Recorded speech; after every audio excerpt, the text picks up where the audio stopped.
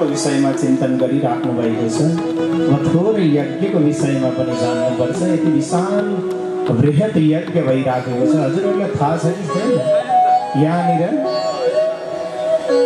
महारुद्राभिषेकको कर्म भएको छ, जसमा 1331 आवृत्ति रुद्री पाठ भन्ने गर्छौँ त्यो अभिषेक भइराखेको छ अनवरत रूपमा प्रत्येक दिन। सहस्र चण्डी शतचण्डीका कर्महरू यहाँ निरन्तर भइराखेका छन्। यसै गरी लक्ष्य हवन गायत्री मन्त्रद्वारा लक्ष्य हवन भइराखेको छ। साथसाथै गायत्री मन्त्रको अनुष्ठान भइराखेको छ। सबलाठ भगवान शालग्रामको अर्चना प्रत्येक दिन आचार्य सुदर्शन गुरुदेवले पारीबाट बडा दिव्यताका साथमा वैदिक विधि, त्यसमा वैदिकमा पनि रहेर र वैष्णव परम्पराबाट पनि यहाँ अर्चना भइराखेको छ। हजुरहरूलाई जुन सम्प्रदाय जुन आस्थामा रहेर भगवानलाई सेवा गर्ने इच्छा जागृत हुन्छ सोही अनुसार यहाँ सबैलाई हुने किसिमले अनुष्ठान प्रारम्भ भइराखेको छ। यति मात्रै होइन, प्रत्येक दिन यहाँ पञ्चपुराणको पाठ पारायण पनि चलिराखेको छ।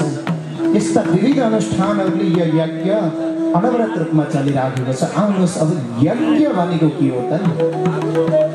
हामीले यज्ञ त भन्ने गर्छौँ, यज्ञ भनेको वास्तवमा एउटै शब्दबाट जान्दाखेरि यज्ञो वै विष्णुः।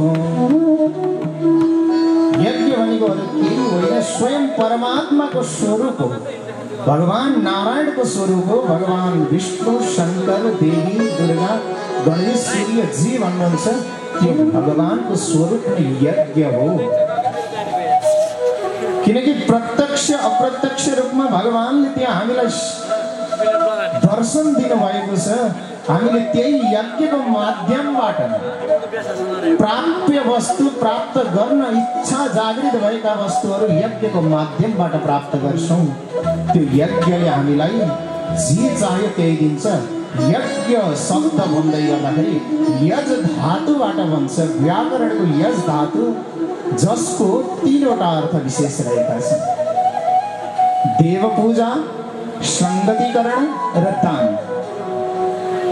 बुझ्ने होला है? फेरि घुमाइ फिराइ पण्डितले पनि त्यही लगाएर फेरि टुङ्ग्याउने भयो, दानमै लाने भयो भन्ने नसोच्नु होला। किनकि वास्तविक यज्ञको स्वरूपमा पहिलो नम्बरमा आउँछ देवताको पूजा, देव पूजा भन्छ। यस धातुका 3वटा अर्थ: देव पूजा, संगतिकरण र दान। देवताको पूजा गर्दै गर्दा आगम र निगम विधिबाट, अर्थात् वैदिक र तान्त्रिक विधिबाट, 2वटा पद्धतिबाट